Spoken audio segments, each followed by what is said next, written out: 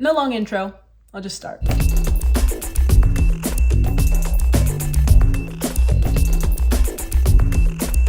Have any of you ever apologized for a joke? Would you? We know you haven't. No, I haven't. I've been asked to repeatedly, and By I who? can't. Who asked you to? We had a thing where we were talking about the story about some guy put his baby in the dryer, and so with the game we were playing with the panelists was, is that a baby in the dryer? And we would have this like graphic of like a baby in a dryer, like going ba-bum, ba-bum, and we play different sounds. You have to guess what it was. And the Comedy Central was like, this is really fun. It was hilarious. And they were like, this is funny, but at the end, can you please say, guys, this graphic isn't a real baby in the dryer. You shouldn't put your baby in the dryer, so don't do that. So I just wrote, and I was like, okay, I'll put that in the script. And I just typed, by the way, everybody, Comedy Central wants me to tell you that that's not a baby in the dryer. You shouldn't put your baby in the dryer. And then Comedy Central thinks you're fucking idiots. And then you get a phone call 10 minutes later and be like, maybe you don't have to include that. Maybe you But can you just people particularly know. do. Particularly do what? You have to include that. You can't genuinely say there's no baby in the dryer. What do you mean? What are you talking about? I'm saying you, in your comedy stylings, Yeah. you have to say it that way, the way that you type it. Of course, Yeah. but they were like, you don't have to say it at all, because if you're going to say it Right. that way, Right. it's so clearly dumb. There I mean, you the go. note itself, it's like, putting "this is hot" on your coffee. The need to tell people not to put babies in dryers is like the do not drink on bleach or do not eat on colored detergents or bath salts. Should we have to put those things in order for people to know not to do it? No. But it seems that some really do need the warning label, unfortunately. Yet, as we have heard cases of people eating bath salts or eating detergent, it seems that the people who need to read the label just do it anyway. So I think a lot of it has to do with social media, of people, and everyone's a part of the game. Everyone's a player in this in this everyone's game of got life. a voice now. Exactly. Yeah. They want an apology. Why aren't you coming on here and defending your joke? Like, why don't you come appear on these New Zealand morning shows and talk? And I'm like, why the hell would I ever want to do that? Like, I would never. It's like asking LeBron James to clean up the victory parade. Do you think after you're they as win the good at championship. comedy as LeBron James is at basketball? Better.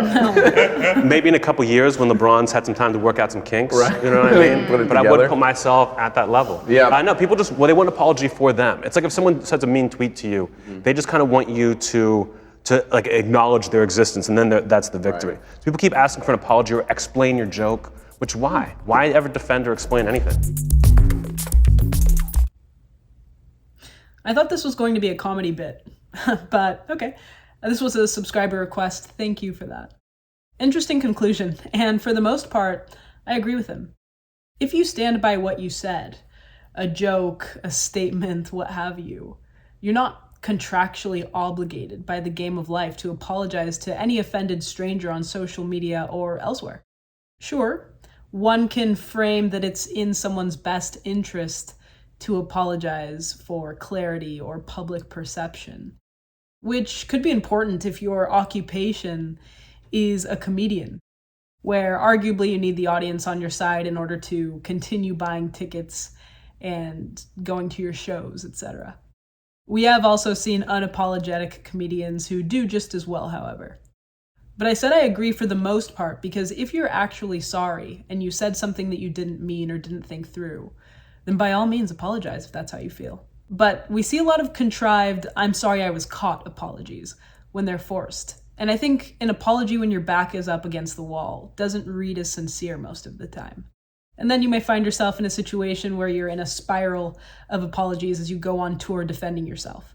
I think sometimes it's the framing that would have people believe that there's no other way to respond to hate than by saying that they're sorry. But that has me thinking of Adlerian psychology and the separation of tasks. Someone's offense and then subsequent call for you to do something about how they feel is their task, not yours. I'll link you a book in the bio that gets into that. I think I've mentioned it on the channel before, The Courage to Be Disliked, it's called. But as for comedians, some have said things that I don't like or that I don't think is funny, in which case I change the channel, or I know that they're not my cup of tea. But I don't think that they owe me an apology. I'm not the only audience member. But that's just me. So let me know if you think there are some jokes that cross a line or are too taboo to be said. And if they are sad, does that person owe you an apology?